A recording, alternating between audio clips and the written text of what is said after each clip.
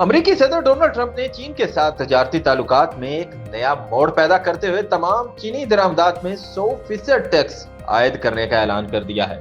یہ فیصلہ 1 نومبر 2025 سے نافذ العمل ہوگا۔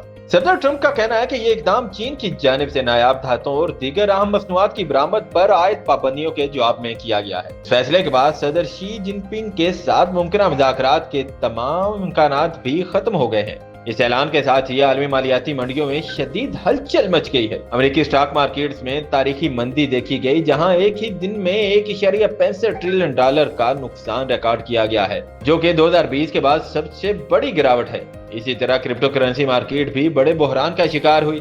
صرف چند گھنٹوں میں $250 ارب کی مالیت غائب ہو گئی، جبکہ بٹ کوائن $60,000 کی حد سے نیچے گر گیا۔ اسی دوران $19 ارب سے زائد کے کرپٹو لیکویڈیشنز ہوئیں، جو ایک نیا عالمی ریکارڈ ہے۔ اقتصادی ماہرین نے اسے ایک غیر معمولی اور خطرناک فیصلہ قرار دیا، جبکہ کیلیفورنیا کے گورنر گیون نیوسم سمیت کئی سیاستدانوں نے اس اقدام پر شدید تنقید کی۔ ان کا کہنا ہے کہ اس سے امریکی معیشت پر مہنگائی اور بے یقینی کے سائے مزید گہرے ہو جائیں گے۔